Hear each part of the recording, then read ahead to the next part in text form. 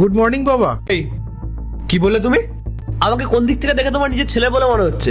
নিজের যোগ্যতা অনুযায়ী কথা বলো, স্যার বলো স্যার। বোঝা গেছে? ঠিক আছে স্যার। শুধু স্যার? ওর পাশে যে আমি দাঁড়িয়ে আছি সেটা কি তোমার চোখে পড়ছে না?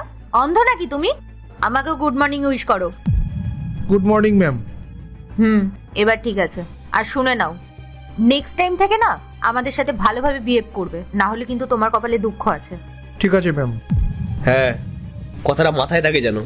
আমি এখানকার ম্যানেজার, তাই আমাকে স্যার বলে ডাকবে, কোনো বাবা টাবা বলে না।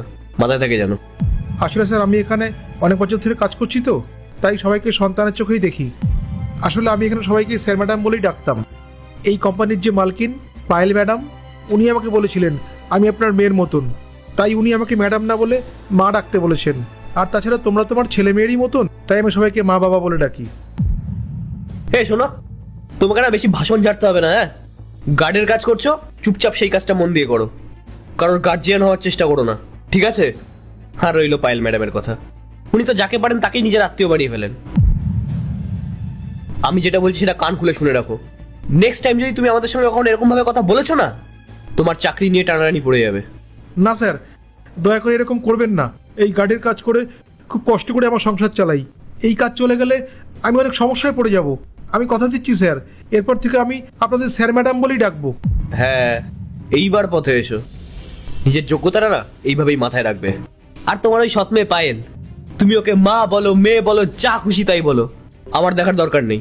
কিন্তু এই অফিসের বাকিদেরকে তুমি সম্মান দিয়েই কথা বলবে, স্যার ম্যাডাম বলে কথা বলবে, বুঝতে পেরেছো? স্যার আমি তো আপনাকে বললাম আমি কখনো আর এরকম করব না, কিন্তু স্যার আপনি পায়েল ম্যাডামকে একটু সম্মান দিয়ে কথা বলুন। উনি তো আমাদের সবার মালকিন। খুব মুখ চলছে তো দেখছি তোমার। বেবি, আমি কিন্তু আজ পর্যন্ত এই অফিসে কাউকে দেখিনি তোমার মুখে মুখে এইভাবে কথা বলতে। কয়েক বছর ধরে কাজ করছো বলে খুব আসপদ্দা বেড়েছে। বেবি, তুমি এক্ষুনি ওকে এখান থেকে বের করে দাও, তাহলেই ওর শিক্ষা হবে। দেখুন আমি পায়েল ম্যাডামের ঠাকুর দেওয়ার সময় থেকে কাজ করছি, আপনারা চাইলে উনি আমাকে বের করবেন না। আচ্ছা, এই ব্যাপার? ঠিক আছে রাহুল, তুমি এক কাজ করো, তুমি ওর ওপর মিথ্যে চুরির বদনাম দাও, আর মেয়েদের দিকে বাজে নজরে দেখারও বদনাম দাও। তারপর ঘাট ধাক্কা দিয়ে কোম্পানি থেকে বার করে দাও।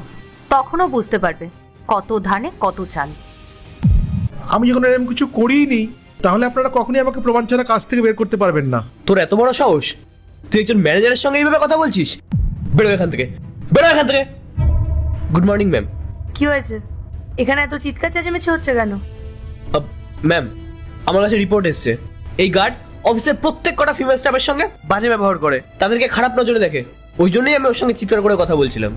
Just shut up Rahul.